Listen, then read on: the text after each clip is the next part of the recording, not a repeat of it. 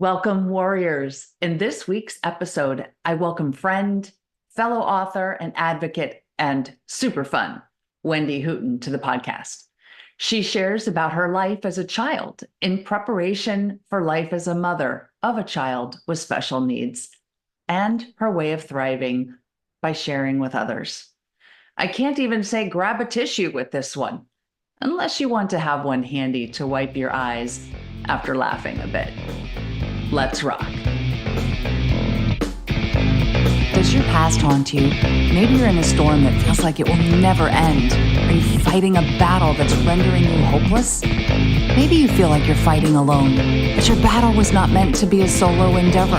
You were meant to be a warrior among warriors. My name is Heather, and I grew up thinking my battles were nobody's business until I found myself in an abusive marriage and felt cut off from all avenues of help. In this podcast, you will hear warriors' words. They will tell you of their battles, both won and lost, their journeys, and their lessons learned along the way. But we don't stop there. These warriors will share how they have applied those lessons to go from warrior to survivor to thriver.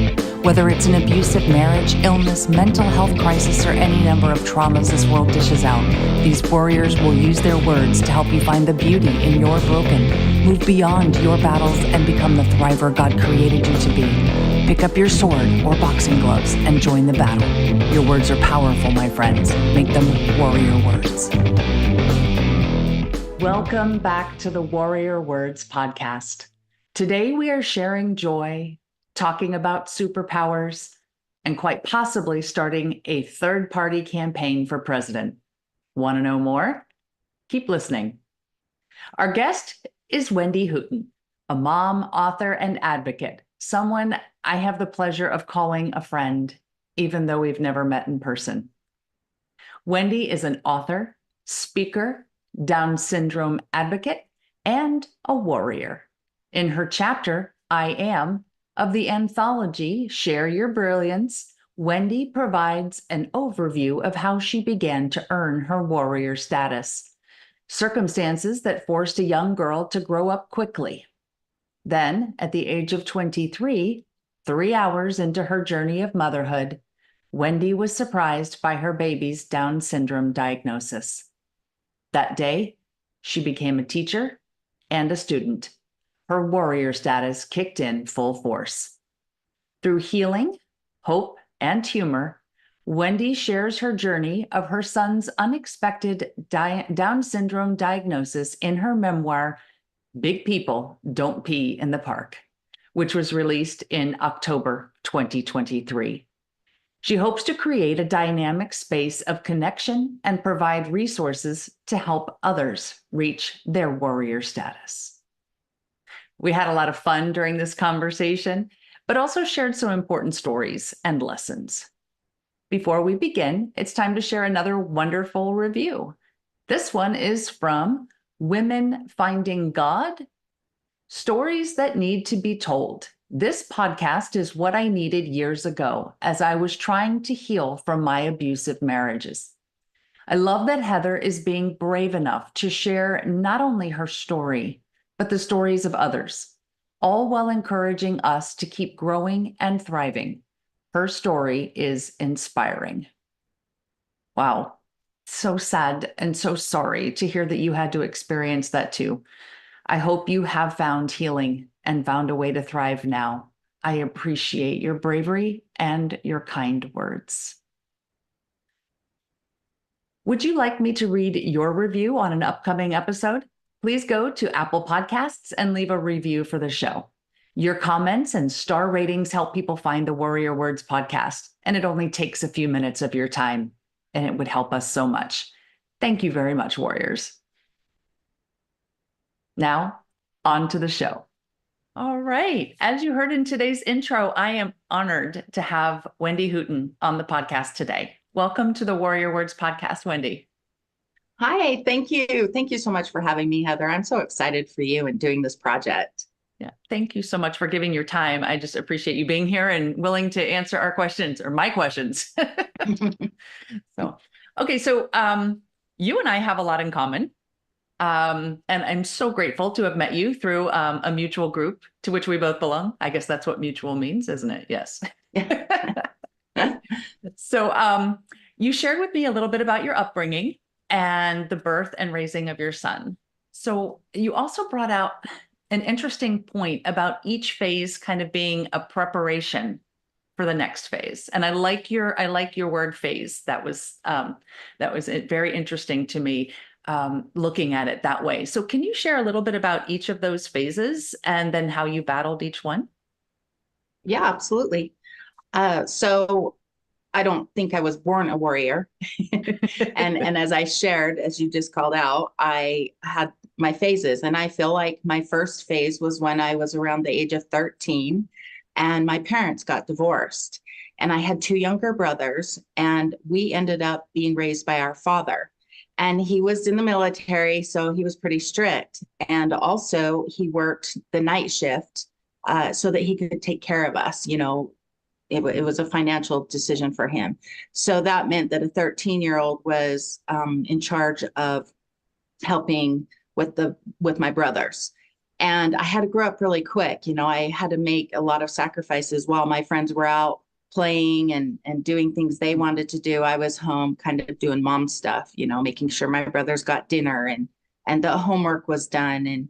And so it was kind of hard. I felt like I was deprived. Now that I look back, I wasn't really all that deprived because I did get to have fun and do the sleepovers and stuff. But, I also had to make a lot of sacrifices for a 13-year-old girl. And then after that, I worked through all that. And my phase two was when I believe when my son was born. And at 3 hours old, he surprised me with the Down syndrome diagnosis. And I was only 23 at the time, so it was very surprising. And I, to be honest, was devastated. There was very little known about Down syndrome back then. There wasn't very little known, but I had very little exposure, I should say. So yeah, I was thrown into the world of being a mom, and not just a mom, but a mom of a child with special needs. And then when he was 3, phase 3 happened, and I became a single mom. So my life went from hard to harder. And, it was actually very hard. I mean, there were times that I just wanted to give up. There were days that I just didn't want to go on anymore. I didn't want to live anymore. But I was dealing with emotions of being that mom and being single and finding my new normal. But then I realized, you know what? My baby, he was defenseless. Any decisions I wanted to make about my life, I needed to put him first. So I had several pity parties. And then I just put my big girl panties on, and it was he and I against the world. And we just started tackling our challenges, head on.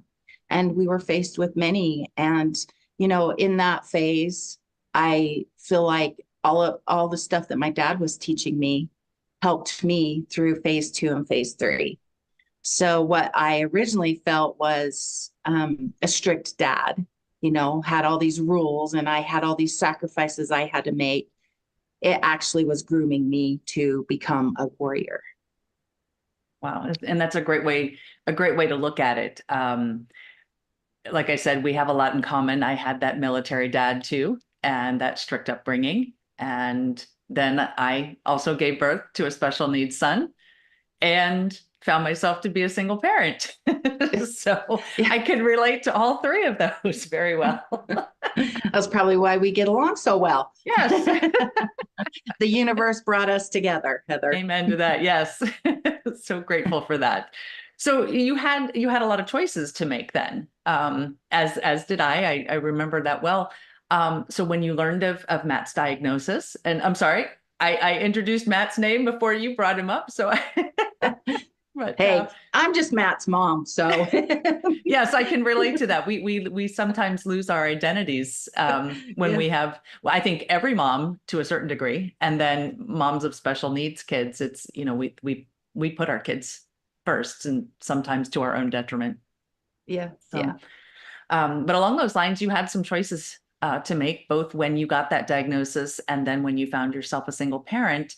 And you shared with me that you had to feed the warrior within, and that's another phrase that I really, really liked. So, can you describe, what does that look like, to feed the warrior within? Well, one of the other things that I grew up without is confidence. I lacked confidence, and you kind of have to find that confidence to be able to advocate for yourself and for your child. And so to feed my warrior, I had to just suck up a lot of the woe is me, the why is me. And instead of feeling that way, go for it. Just nothing's going to beat me down. I am strong. I've got this. Go ahead, bring it, but I'm going to come back. So I just had to, uh, figure out how to have that confidence in myself and feed that warrior. And, just the more you tackle, I think the more it grows.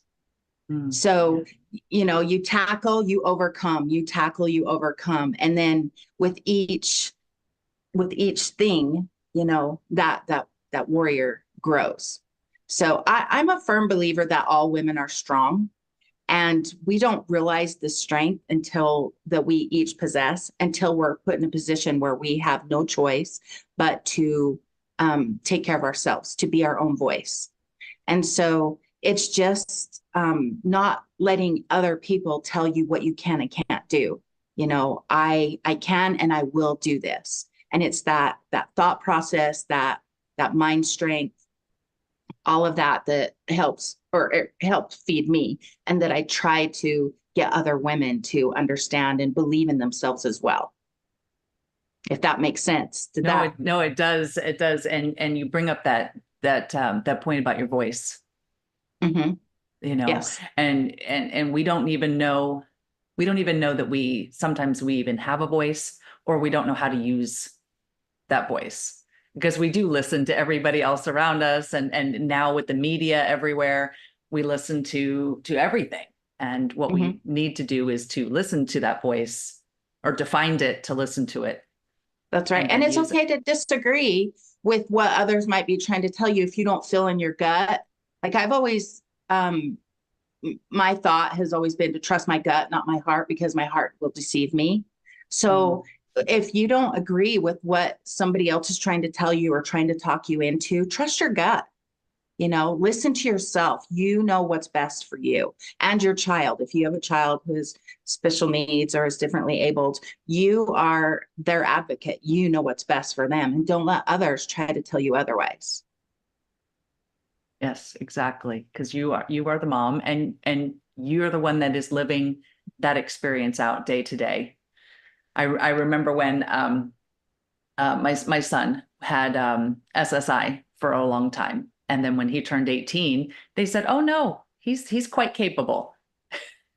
And my response was, because it wasn't about the money, it was about somebody telling me that my child was something that he wasn't necessarily. I said, maybe you should come spend a week with him and see, you know. And And good for you, because just because they reach an age that somebody else thinks, okay, they're healed, they're all better, mhm. that's not how it works. You don't just hit that age and everything's, I mean, I had somebody ask me one time, so when will he always have Down syndrome, or has he been fixed? And I'm all, Wow. yeah, no, this is how. And so, it turned into an educating moment, but yeah, we know what's best for our child. And like you just shared, and like I said, you got to be that voice. Yes. Yes, you do. So, which brings me to an interesting point. A mother's battle is never ever done. As both of our children are now adults. And especially when you are the special needs mom and they become adults, you don't have that age of maybe emancipation, graduation. They don't necessarily do that like society says they should. Mhm. So, and you had turned that moment into an educating moment, a teachable moment. And I am reminded of the memoir that you just wrote that I have here that I absolutely love. So you're doing this in a way to educate others and to help them with their battles. So if you could share with our listeners a little bit about Big People Don't Pee in the Park, and maybe how the title came about.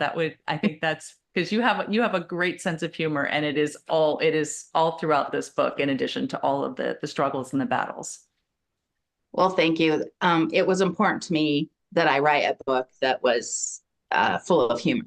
So basically, when I've always wanted to write a book, I just had a different idea of the book that I was going to write.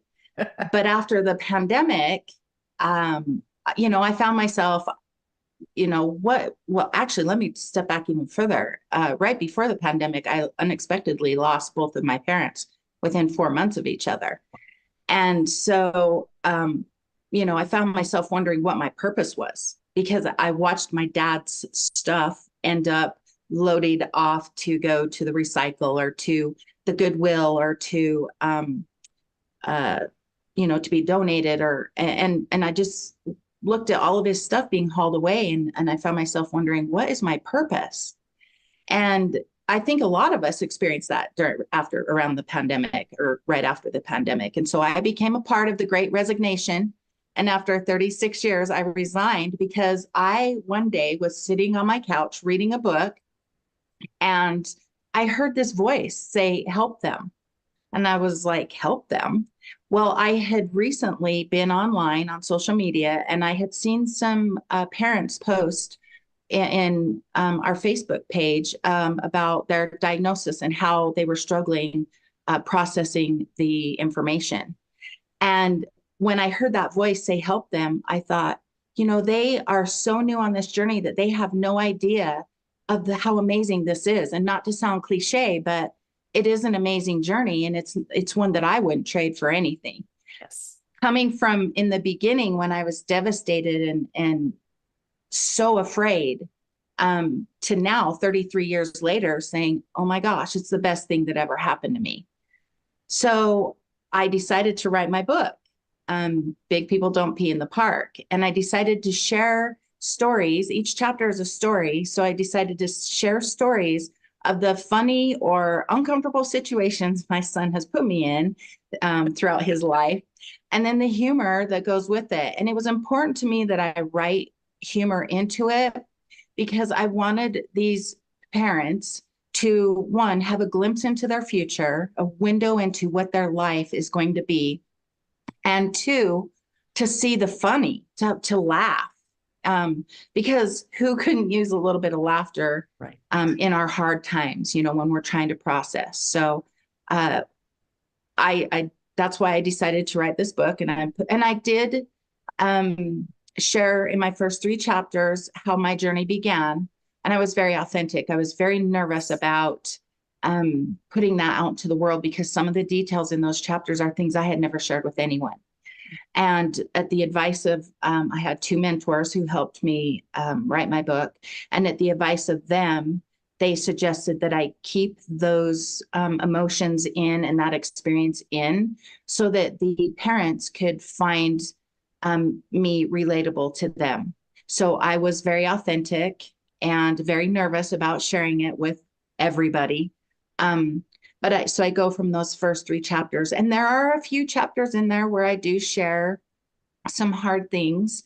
But for the most part, I did try to focus solely on humor. And the title, Big People Don't Pee in the Park, that actually was a title that I thought of years ago. I mean, my son was 10, so probably 23 years ago. But it was going to be a different book. And then when I started writing this book, I was like, this title belongs to this book, because right from the get-go, right from the cover, my hope is to draw in those parents or anyone who needs to read this message and make them pick up the book and see what it's about and want to buy it and read it. So, but it is about one of the chapters in my book, a situation that my son put me in at a park when he was, I just mentioned, 10 years old. And I found myself hollering out, Matt, stop. Big people don't pee in the park. And he happened to be peeing in the bushes because he needed to go to the bathroom so bad. Oh. So that's the story of how my book came to be and the reason why I wanted to write it. And the feedback I've received has just been overwhelming. I never dreamed that I would reach the audience. I intended it initially for new parents, but I've been received so much feedback from people who don't have kids with special needs, who have kids with special needs that isn't Down syndrome. I've just heard that the message in my book is something that we can all take away, so that feedback has been just so overwhelming and so humbling. I haven't been able to completely process how well received it's been. Yeah. Well, I will say, if you see, there's a couple different pieces of paper in here, and one of the pages that I marked was one of the things that you talked about. And I'm not gonna read it out loud, but I will let everyone know that they need to read pages 28 and 29 because it's exactly what Wendy was just talking about. And I had to stop when I read that because it made me tear up. Because I remember when put this down. I remember when I got my son's diagnosis, and he was a lot older. He was 7, and my son was diagnosed on the autism spectrum. And the first thing I did was look up what the heck was it, because I didn't know. I had no idea. And they said, well, it used to be called bad mother syndrome. I was, I was like, oh, okay. And I think that. How sad is that? I know. Yeah, it took me a bit to recover from that one. Yeah, I've never heard that. And that's horrifying. I can't remember where I read that. It probably was not in the DSM-4 because that's what I was looking in at the time. I think we're up to 5 or 6 now. I don't remember, but I was devastated. And to be able to have a book or a resource where you get that glimpse into the future, whether it is, hey, this is what your life's going to be like. This is the reality of it. Or, this is the humor of it. This is the joy of it. This is the love and experience of it. I think that would have been a little more helpful than bad mother syndrome. Right. The information that's out there, or that was out there for us at the time, it was just as scary as reading or hearing the diagnosis. Right. So I can't even imagine reading something like that. You just mentioned something that I actually put in my book, and that is that my son was probably a teenager, maybe even in his early 20s. And I was complaining about something. I was sharing a story at work one day at lunch, and I was so frustrated with something that Matt had done. And all of a sudden, one of my friends at the table just said, you do realize that Matt is no different than our children, right? And I went, well, I'm trying to show the world that. And she goes, no, seriously. The difference is you're experiencing this 15 years later than we did. So anyway, that was an eye-opener for me, because all this time I'd been advocating for him and thinking, that the world was just, against us. And it is in some aspects, but overall, my kid was just like their kids. So that was reassuring to hear. Yes. And they do the same things. It may be at different times. And one of the things that I learned is you still celebrate milestones, and sometimes you just celebrate them at different points along the highway. Yep, and, exactly. to be thrilled when your child, does this or does that. And okay, so maybe Sally's kid did it at age 2 and your kid does it at age 10. It's still a milestone and it's still progress for your child. And yeah, they do the same things. They live the same. Yeah. For You the most part. articulated it better. No, for the most part they do, but we still have our challenges. Yes. Yes, we do. So, but you also brought up that you had to be an advocate and you had to find your voice, not only for Matt, but for yourself. And you were sharing that before this book, there was another one where you wrote about a little bit more about yourself. Can you share a bit about that too? Sure. 2023 was a great year for me because I had the opportunity to participate. I wrote my book and then I participated also in an anthology. And that's where several authors come together with a story, to complete another book. And in my chapter, I wrote my chapter is titled I Am. And I decided in this book to write about me, what made me me. And so I shared, some of the information about me growing up and my dad's being strict and stuff. Um, but I just wanted to introduce Wendy, who am I? And like I shared, I've struggled with confidence.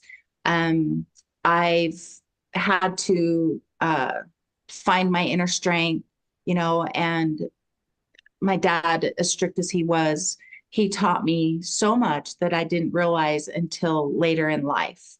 And, what I perceived as being strict was actually what I call grooming me with my superhero powers. And so I call my dad my own Stan Lee, because he was creating a little super mom, so to speak. Um, but he was strict. He was on a budget, and he raised us kids, and I had to, and as a result, I am a strong, independent, um, oh my gosh, I call it menopause brain. I can relate.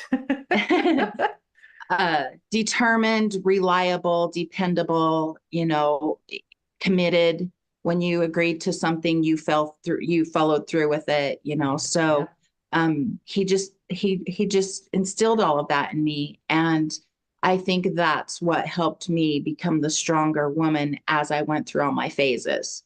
So I share those parts in that story about how I learned what I learned, and how I got my strength and got my voice, and how attitude, attitude is a Yeah. lot of what feeds that warrior. Am I a victim or a victor? Am I going to succumb or overcome? So it's all attitude. And life is hard. We all have our challenges. Every single person has our challenges, but you can choose to be a victim or a victor and come out on top. And I'll tell you what, as hard as it is nice to be able to go back and say, hey, I did that and I got through that, and I'm a stronger individual because of it. So Yes. that's what I put in my chapter. Again, addressing women, trying to help women find that superhero, that warrior within them, believing in yourself. And using your voice to amplify you and what you've learned, and then helping others to do that as well. And Right. that's my definition of a thriver, is being able to take those, the stories that you just shared and the lessons you learned as a result, and then being able to pass them on either to future generations or to the current generation even, and help them with their battles and help them feed their warrior within. One of the things that we like to talk about on the Warrior Words podcast is thriving after the traumatic events. And as I mentioned before, mom's battles are never done. And so I don't necessarily mean to use the word thriving after, because I think we continue and we continue to battle day after day. And so, but going back to the concept of thriving, how do you see yourself thriving today after the three phases that you talked about throughout this episode? I love this question because it made me think. I honestly, in case you haven't been able to tell, I love to help. I love to help other people. And I feel like maybe that's one of the, um, oh, how do I say this? One of the pieces of my purpose is it's just Yes. come natural to me, helping others through it. I just step in but with my books, I, it just made me stop and think, how can I help? You know, how, how can I do this? And so I've just wanted to somehow get the word out there, to women, to parents, to anyone who is doubting themselves or who, may not believe in themselves, which I guess that's kind of the same thing. But, I just, I love to help people. And I feel like it comes natural to me. And I hope to be able to do that by sharing my books, by sharing my stories. So thriving. And, I'm in a new journey. This whole launching a book or two books, now I'm thriving to get the message out. Who can I reach out to? Who can I speak to? How can I find myself approaching people in the stores or whenever I'm out in public now, and just not necessarily to speak about my book, but just to speak up about the journey. And you got this, Mom, you're going to be okay. Yes. So I've just really grown, I think, in just the last few months with my voice and feeling confidence in approaching others and helping, uh, reaching out to podcasts, reaching out to people, anyone who will listen to me for 40 minutes because I want to help. I just want to let people know that, life is hard and you've got this. You're going to be okay. Yes. And I like how you do it. In each of your books, your memoir as well as your contribution to the anthology, they come at it from different perspectives. One from the perspective of a parent of a special needs child, one from the perspective of you as a human being, as a woman. And so you get to use your voice in two different ways, maybe to help multiple groups of people. And I like that. I really like that. And then speaking of voice, you have an audiobook. You have an Yeah, audio version coming out I very do. soon. I had several people asking me if my book was going to be out on audio. And so I've spent the last couple of months recording it. I did it myself. Yay. It felt like a given since everybody would, or many people would tell me that when they were reading the stories that they could hear my voice. So I thought, well, then I guess it must be my voice meant to read it. So, Yes. I actually just finished recording it. We've done a first phase of editing, and I am planning to release it in March, hopefully by the second week in March, because on March 21st, it's World Down Syndrome Day. And that's the day when the whole world comes together to celebrate inclusion and awareness. And I like to say, let's live more like Matt. Let's Yes.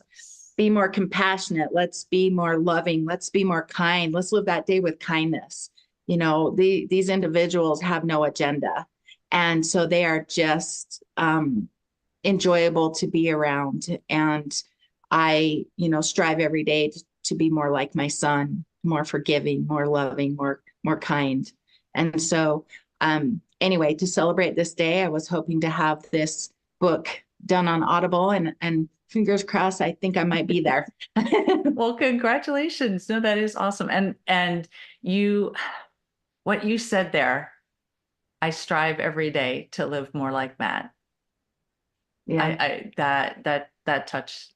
I'm gonna tear up now because I think that I think that is so important when you recognize someone who is loving and forgiving and kind with no agenda. Mhm. I think that's who we all should strive to be like.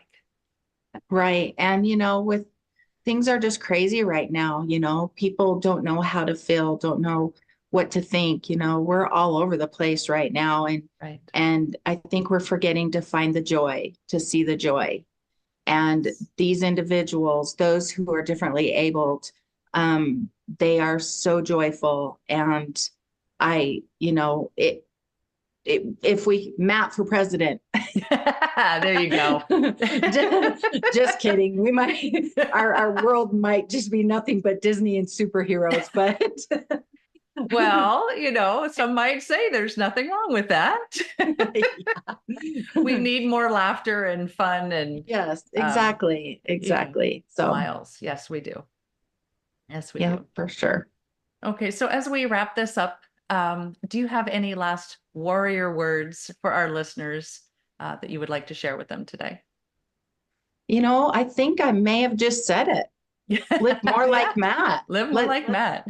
Yeah, let's find the joy and I end each of my days asking myself, 3 questions. What made me smile today? What are 3 things I'm grateful for? And did I live today? Did I love today? And did I matter today? So I guess that's more than 3 questions, but 3 series of questions. And it makes me just stop and think about that day. And then I wake up the next day and, just do my best to find the joy, to be the joy. I am still a work in progress. Aren't we all? Yes. Until the day we die. Yes. Yeah. But I'm more aware, and so I do really. So that would be, first of all, find your strength, find your voice, and find the joy. I guess those would be my warrior words. That. I love them all. Okay, so if anybody would like to come and get a copy of Big People Don't Pee in the Park or learn more about you and Matt, where can they come and find you? Well, my website is wendylhooton.com. And you can purchase my book on my site. There's a lot of information on my site about Down syndrome. I've got a little blurb out there introducing you to Matt. And I have some resources that I've put together to help new parents, just tips from a mom kind of thing. And then my books, you can get them anywhere. You can buy them online, Amazon, Barnes and Nobles, or Walmart, Books A Million. So anywhere you can buy a book online, you can buy it online. So, well, excellent. So I will make sure that we have the link to your website and link to buy the book. And then once it's available, we will put the link for the audiobook.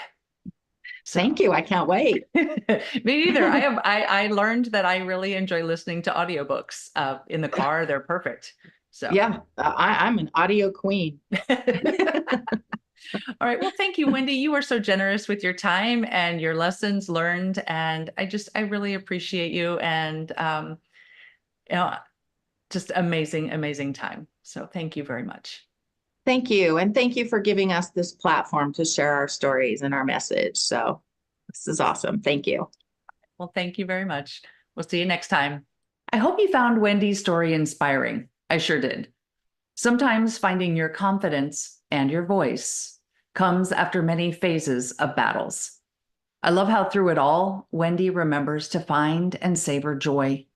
Then combining that with humor shows us in word and deed how to help others along life's journey.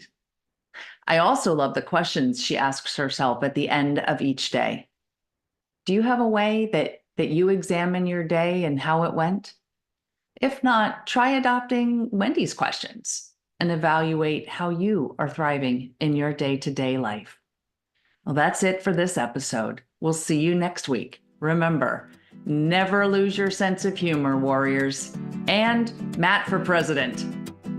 Until we meet again, armor up, fight the good fight, seek beauty, and make your words warrior words. God bless.